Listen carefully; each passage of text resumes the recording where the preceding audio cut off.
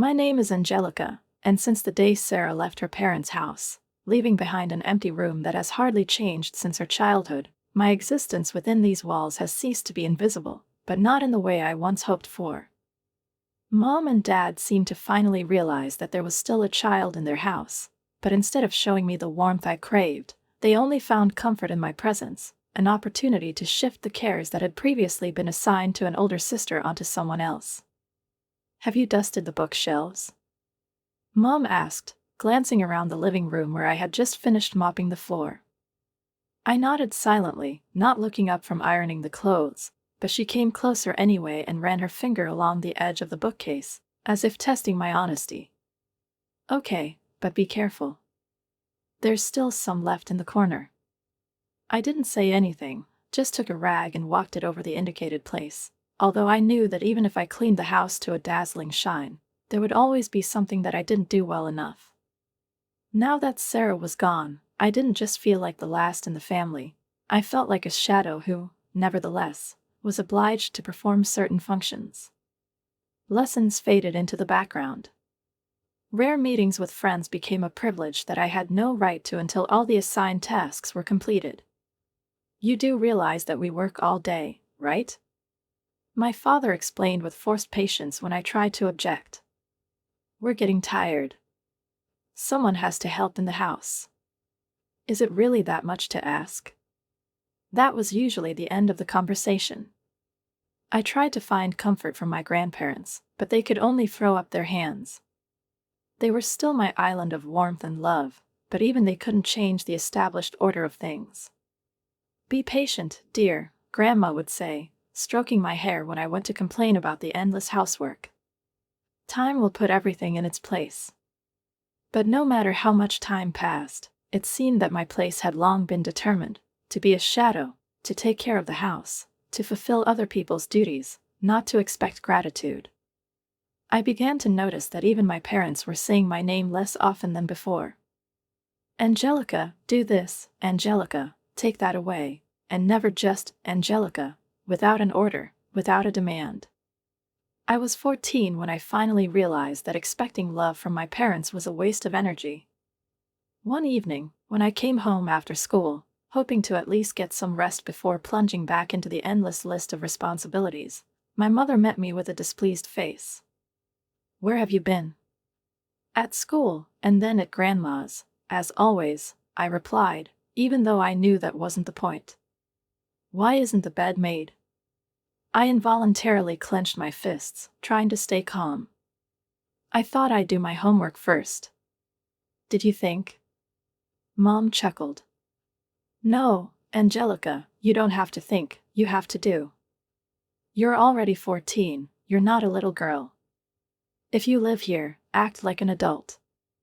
That night, I was lying in bed, staring at the ceiling, and suddenly I realized that no matter how hard I tried, no matter what I did, they would never see me as just a daughter. For them, I was something like an additional mechanism in their established system, necessary but not beloved. Sarah called sometimes, talked about her new life, about new friends, about the opportunities that opened up before her. She said she wasn't going to come yet, there were too many things to do, too many plans. And I felt sad not only because she didn't come, but also because I didn't even miss her. The only people who really loved me lived in a house on the other side of town.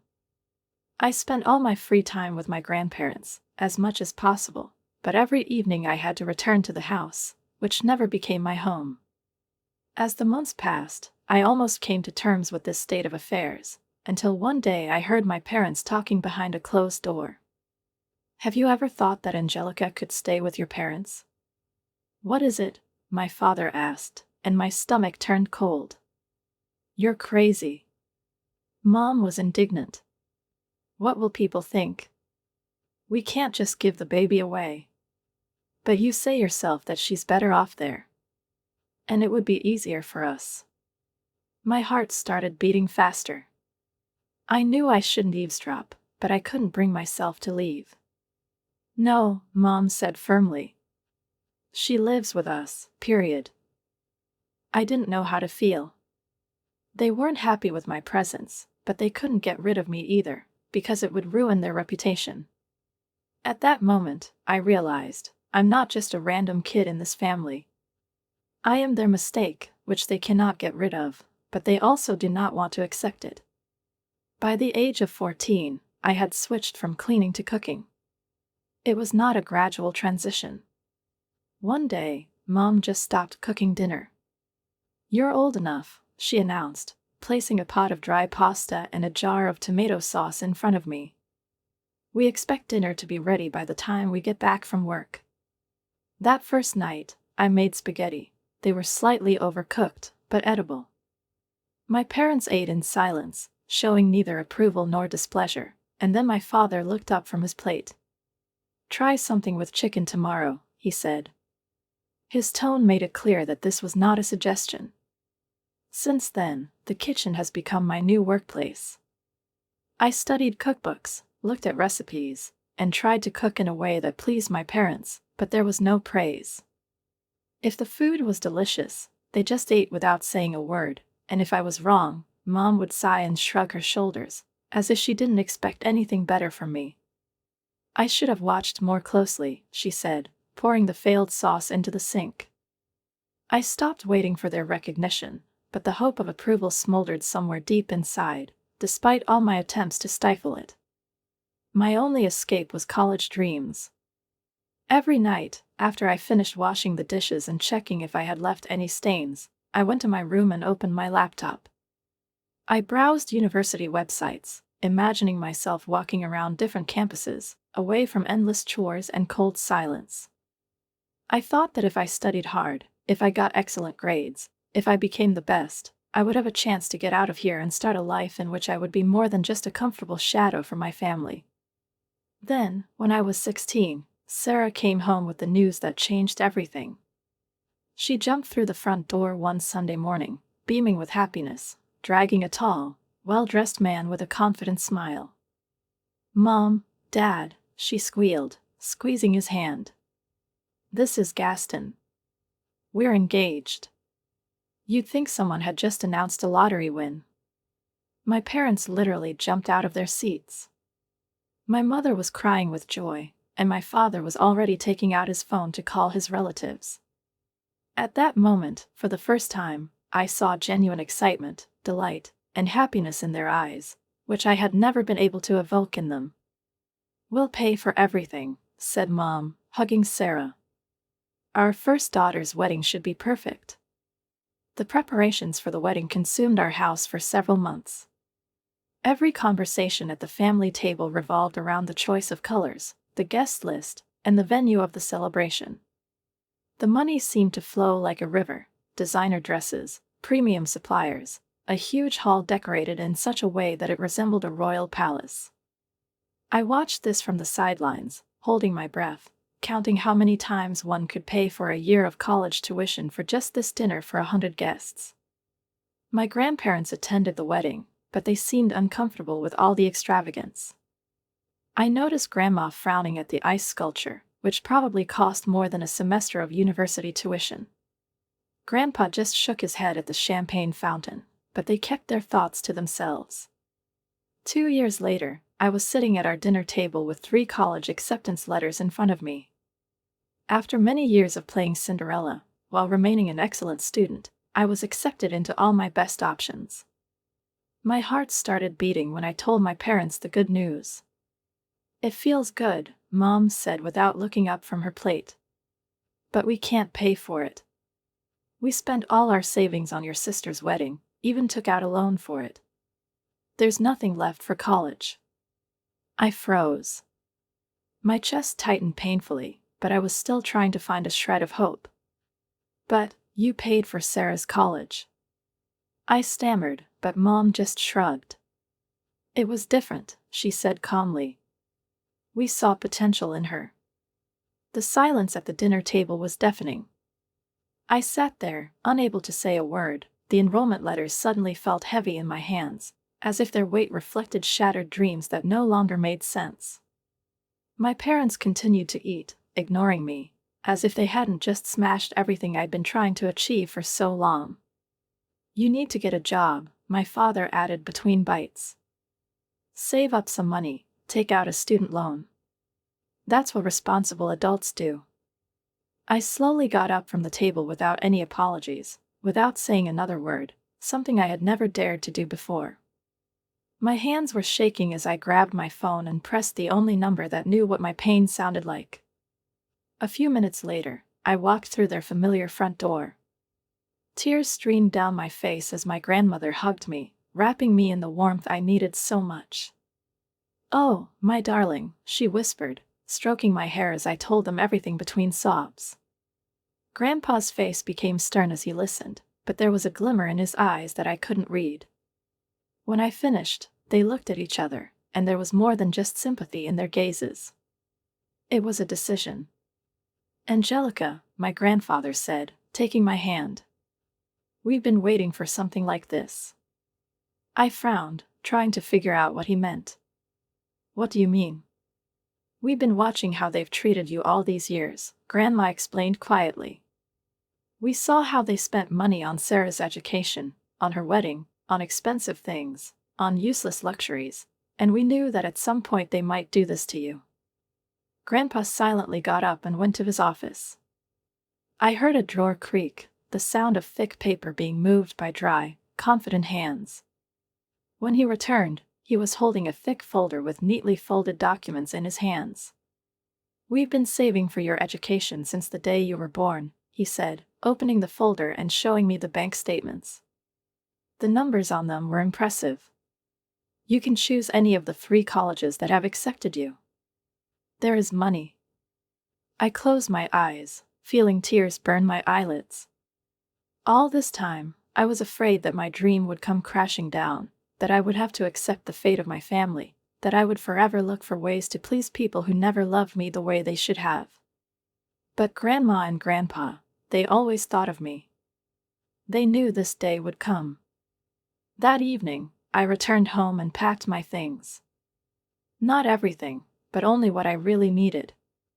Things that were truly mine, not imposed on me, not forced by circumstances, but chosen by me. My parents were watching TV downstairs and barely looked up when I told them I was moving in with my grandparents. "As you see fit," Mom muttered, without taking her eyes off the screen. I didn't hear regret or alarm in her voice, but relief. They didn't protest, they didn't try to stop me. At that moment, it became clear that I had never been a necessary part of their lives. The next few weeks were spent in a whirlwind of college preparation. I decided to study financial analysis. Strangely enough, watching my parents thoughtlessly squander money sparked my interest in doing everything right. My grandparents helped me with every detail, from filling out paperwork to buying educational supplies. When I finally started studying in the fall, I felt like I was entering a whole new world. The material was difficult, but I enjoyed every lesson, every seminar, every new concept that revealed to me the laws of finance, the logic of numbers, the relationship between risks and opportunities. The teachers noticed my enthusiasm, and soon I started staying after class to discuss complex financial models and investment strategies. For the first time in my life, someone other than my grandparents saw potential in me. Real potential. In the second year, my grandmother called me. "Your sister has problems," she said during one of our weekly phone calls. I tensed slightly when I heard Sarah's name, but I didn't say anything. Her career in marketing is not going as well as she hoped, and Gaston can't seem to hold down a job. They constantly ask your parents for money. I wasn't surprised when I heard that their parents were helping them. "Your mother emptied her retirement account last month to help them with the rent," Grandma added sadly. "They just can't say no to her." I tightened my grip on the phone in my hand. For some reason, this news didn't make me gloat, although perhaps it should have. I felt sorry for my parents, but even more so, I felt sorry for myself, the girl they had once decided not to notice. A year later, the situation worsened. Sarah and Gaston could no longer pay the rent, even with the constant help of their parents. They went back to my parents' house, to my old bedroom, which I had kept immaculately clean for years. The irony did not escape me. Meanwhile, I was doing well. My professors helped me get internships at prestigious financial firms, where I discovered that I have a real talent for solving complex economic puzzles. With each difficult project, I became more and more convinced that I had chosen the right path. You have an innate instinct for this, my supervisor at Morgan Stanley told me during the certification process. We will be glad to see you again next summer. I concentrated on my studies, hardly thinking about my family, except for the rare conversations with my grandparents. But when I visited them in my senior year, I realized that something was wrong as soon as I entered their house. Grandma's usual warm smile seemed forced. Grandpa, who usually greeted me with a joke or a story about something interesting, sat in his chair and was silent. There was a tension in the air that I couldn't explain. At dinner, when I watched them move the food around the plates, I couldn't hold back anymore. What happened? I asked, peering closely at their faces.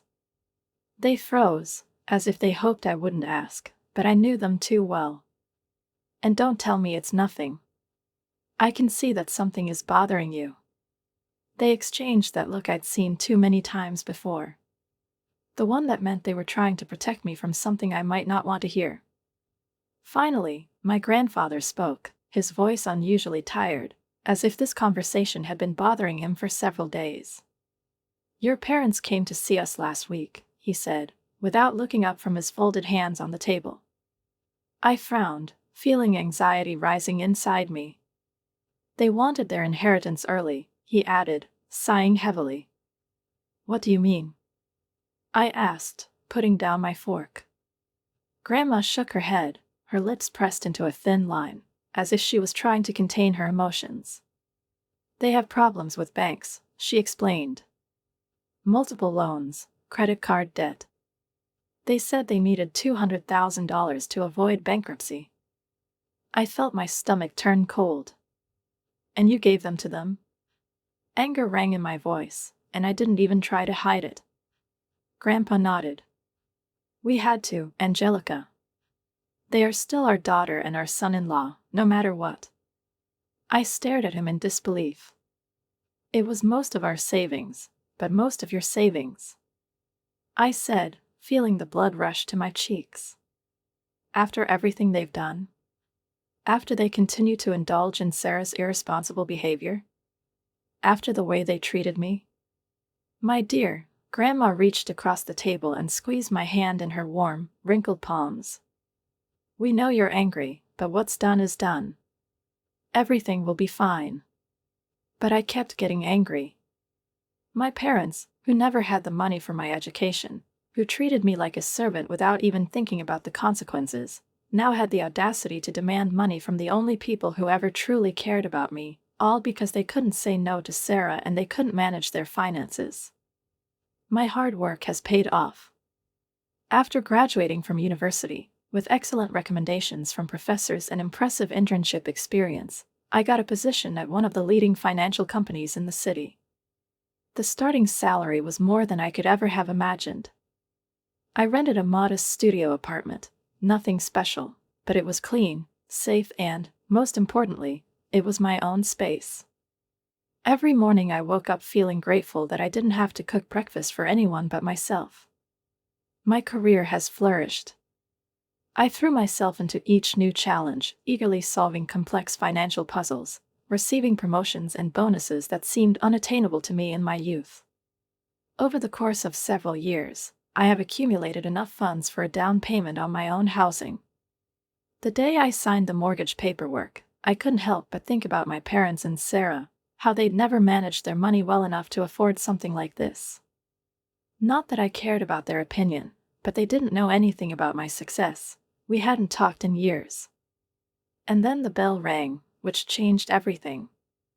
Angelica. Grandma's voice was weak and broken on the phone.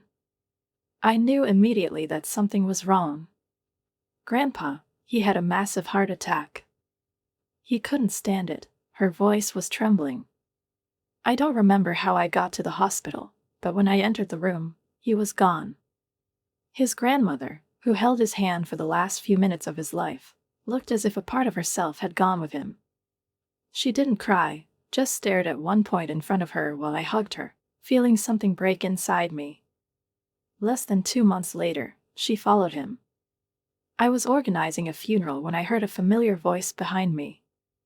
"Angelica, do you need help with the organization?" I turned around and saw my mother. She looked older, tired, with deep wrinkles on her face, which once seemed so impenetrable to me. Part of me wanted to tell her to leave, but something in her expression made me hesitate. "I'm sure." I heard myself saying the words, that it would be nice. In the next few days, while we were planning the service, my parents started opening up. They were fighting. "The pension has not been kind to us financially," my father confessed one day when we were choosing flowers. "We're barely making ends meet," the mother added, her voice full of exhaustion. "And Sarah's twins." I froze. "Twins?" "Yes," Mom smiled faintly. 4-year-old boys. "They're so beautiful. But they need so much." I forced myself to nod, keeping my expression neutral. "Sarah and Gaston still can't handle it on their own," she added. "That's why we help wherever we can." A week after we buried my grandmother, we gathered in a wood-paneled study to read the will. I sat across from my parents, and Sarah and Gaston sprawled on the chairs next to them, clearly not expecting anything that could change their usual lives. The room smelled of old papers and furniture polish, and the tension was so intense that it could be cut with a knife. The notary, Mr. Santoro, adjusted his glasses, opened a folder with documents and began to read in a flat, impassive voice. I expected the usual legal jargon, dry phrases about the division of property, but what happened next made everyone sit up straight. "To our beloved granddaughter Angelica," Mr. Santoro began. "We are leaving our house at 1542 Maple Street, and the amount of $150,000. The silence that followed was deafening.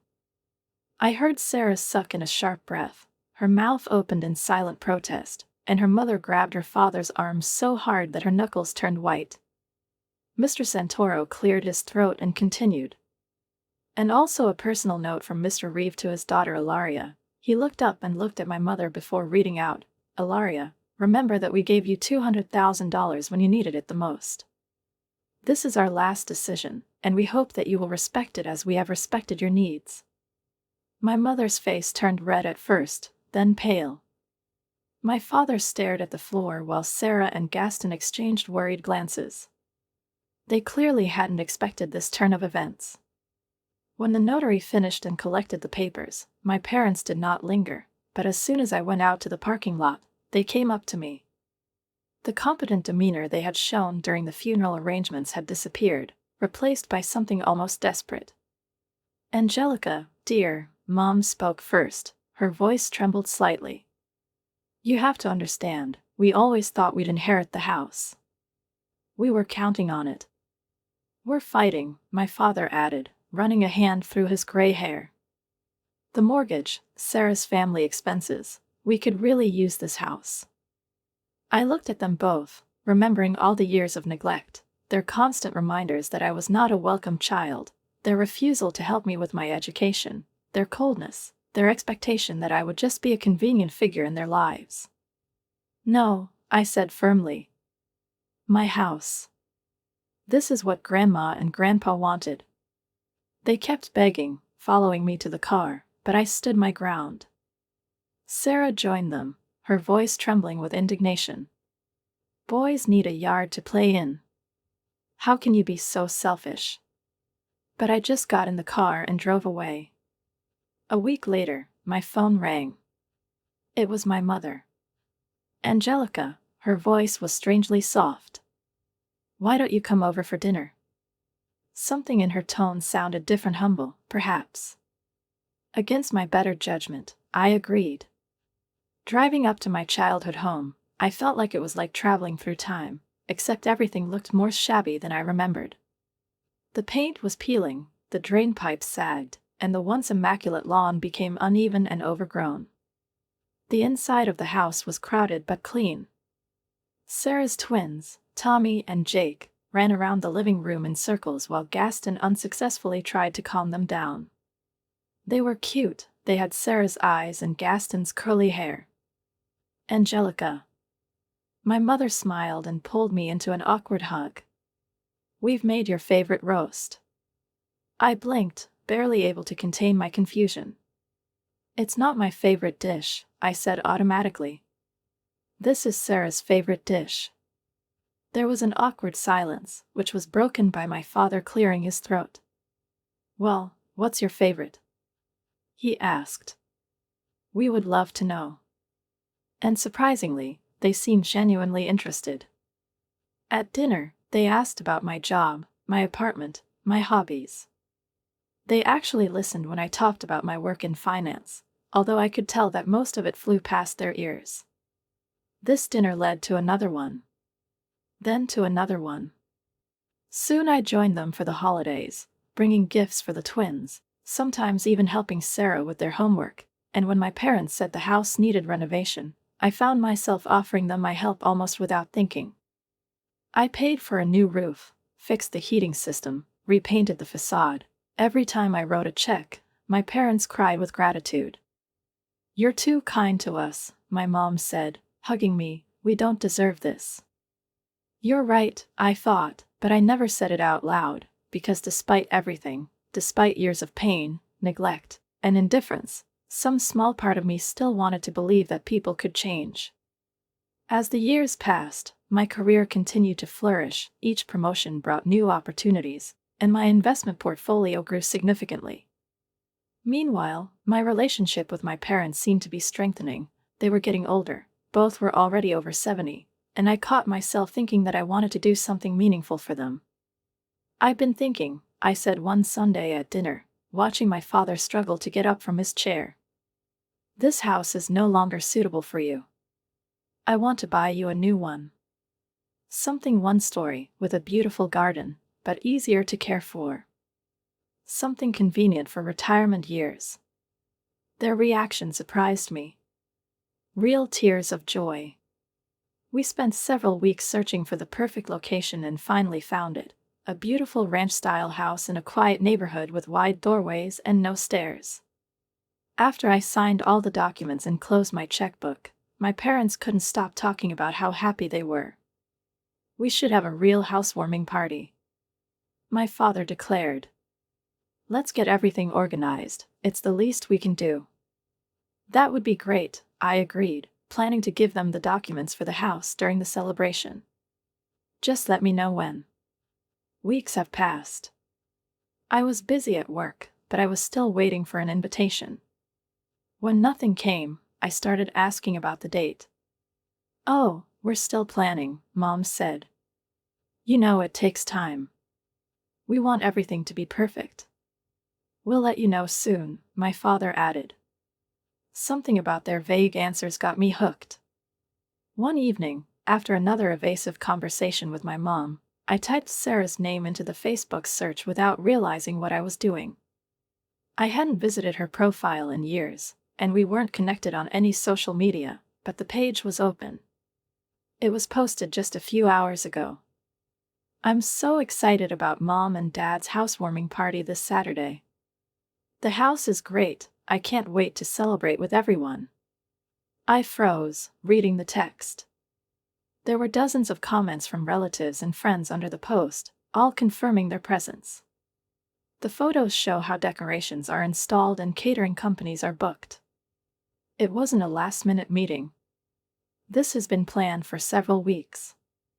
My hand was shaking slightly as I dialed my mother's number. Hi, Mom, I tried to sound casual. Just wondering, have you set a date for the housewarming party yet? Oh, dear, not yet, she replied smoothly. Probably in a couple of weeks. We are still working out the details. We want everyone to be able to come. Everyone except me, apparently. That Saturday, I parked my car a block away from home. Music and laughter floated in the evening air, spreading down the street. I walked slowly, watching the light pour in through the windows, as silhouettes of people flashed in the living room. Through the large glass doors, I saw dozens of guests, relatives, friends of my parents, and Sarah's social circle. I took a deep breath and went to the front door. It was unlocked. Of course, they were waiting for everyone. Everyone except the man who actually owned the house. I slipped quietly into the living room, following the sound of my father's voice, which reverberated through the room with the confidence of a man accustomed to attention. And after all these years of hard work, he told a group of attentive listeners, we finally did it.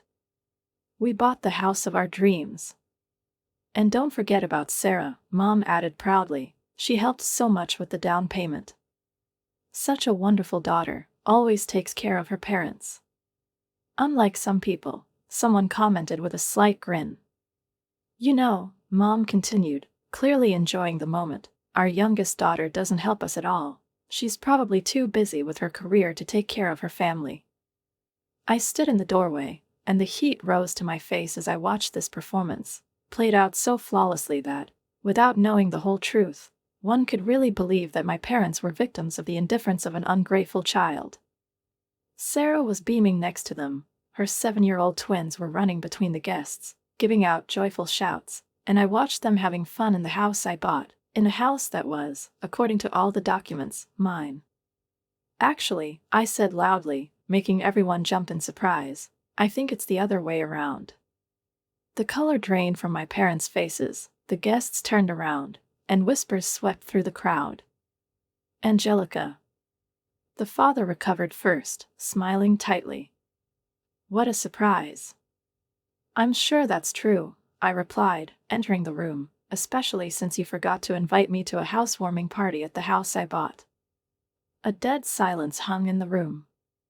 Sarah's husband suddenly became very interested in his shoes, and her mother pressed her lips together tightly, as if trying to come up with a decent answer. Her mother's voice was as sharp as a whip. What's done is done. You bought it, yes, but now it's our house. You can't expect eternal gratitude. That's right, my father added, gaining confidence. And, to be honest, you are not particularly welcome here. It's a family gathering. A family gathering? I asked, feeling anger spreading through my body, a hot wave engulfing my chest. And Sarah and her family will live here too, the mother continued. They have already sold their house. It's all settled. I couldn't hold back my laughter, cold, sharp, ringing. Several of the guests stepped back, feeling that something that no one expected was about to happen. I reached into my bag, pulled out a neatly folded folder, and held it up in front of me. You seem confused about something, I said, opening the ownership documents and pulling them out so that everyone could see. This house belongs to me. I've never copied it on you. Actually, I was planning to do it tonight, at what I thought was a real housewarming party. My mother's face turned ashen, and my father began to mumble something unintelligible, as if trying to find words that could fix the situation. I turned to the stunned guests. And now I want everyone to leave. My voice sounded calm, but there was such silence in the room, as if I had just screamed. This is my house. And this part is over. You can't do this. The mother's voice turned into a hysterical scream. We are your parents. No, I replied softly, you're just the people who gave birth to me. My real parents are my grandparents. They taught me that family is more than just blood. They also taught me finance. That's why I own this house, but you don't. They left in tears. My parents, Sarah, Gaston, the twins, and all their guests. I watched from the porch as they got into their cars and drove off one by one until the street was empty. A few weeks later, I found out that they had spent the money from the sale of their own house to buy a small apartment. Sarah, Gaston, and the twins had moved in with them, and now the whole family was huddled in a space significantly smaller than the house they so coveted. They'd been trying to call me for weeks. I've blocked their numbers. Then there were emails. I didn't open them. Attempts to contact through social media. I have deleted them from all possible contacts. I sold the house a month later. I put the money into my account, Someday I will have my own children. And I promised myself that they would never have to earn my love or fight for my attention. Unlike my parents, I will love my children equally and unconditionally. Just like my grandparents loved me. Write a comment on what you think about this story and don't forget to subscribe to the channel and like it. See you soon.